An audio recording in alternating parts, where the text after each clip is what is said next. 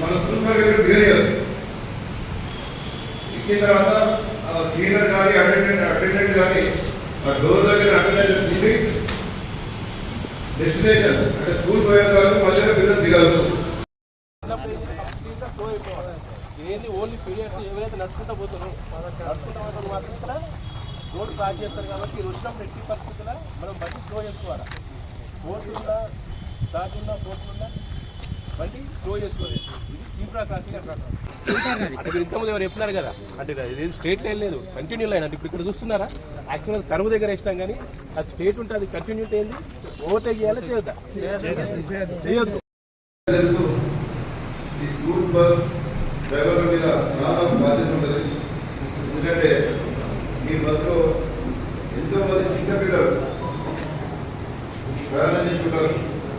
వారికి ఊరు నుంచి ఇంటికి చాలా సేఫ్గా తీసుకుపోవాల్సిన బాధ్యత. మీరు ఆల్రెడీ వీడియో చూసారు ఇక్కడ, దట్ ఒక చిన్న పాప ఎట్లా చనిపోయింది. ఆ దాంట్లో బస్సులో అటెండర్ ఉండేది. ఇప్పుడు ఇక్కడ నేను వెరిఫై చేస్తే మన స్కూల్ బస్సులో అటెండర్ మేబీ ఉండరు. ఉంటున్నారా అటెండర్ ప్రతి బస్సులో? ఓకే, మీరు 100% అటెండర్ పెట్టడం స్టార్ట్ చేయండి. ఎందుకంటే ఇప్పుడు స్కూల్కి పేరెంట్స్ పిల్లలు ఇస్తారు, యాజ్ అ సేఫ్టీ కూడా వాళ్ళు అనుకుంటారు. దట్ మీ చేతిలో ఇస్తున్నారంటే, వాళ్ళ పిల్లలు మీకు ఇస్తున్నారంటే వాళ్ళ సేఫ్టీ అనుకొని ఇస్తారు. మన నిర్లక్ష్యం వల్ల, లేకపోతే స్కూల్ డ్రైవర్, లేకపోతే మేనేజ్మెంట్, లేకపోతే ఏమైనా అటెండర్ నిర్లక్ష్యం వల్ల వాళ్ళ బేబీస్కి, పాపాలకి, బిడ్డలకి ఏమైనా అయితే మళ్ళీ స్కూల్ రెస్పాన్సిబుల్ అవుతారు. సో అందువల్ల ఫస్ట్ మీరందరూ ఏం చేయాలి అంటే, ఈ బస్సు డ్రైవర్స్ అందరు లైసెన్స్ పెట్టాలి. అది కూడా heavy license, because bus is a heavy vehicle. ఆ హెవీ మోటార్ వెహికల్ లైసెన్స్ ఉండాలి. ఎందుకంటే హెవీ మోటార్ వెహికల్ లైసెన్స్ అంతా ఈజీగా దొరుకుతారు. అన్ని ట్రైనింగ్ ఉంటే అదే అప్పుడు దొరుకుతారు. సో మీకు చీప్లో సస్తా డ్రైవర్ దొరికితే అట్లా తీసుకోకండి. 100% heavy vehicle driver with license తీసుకోవాలి. అది కాకుండా 100% ఒక అటెండర్ మెయింటైన్ చేయాలి.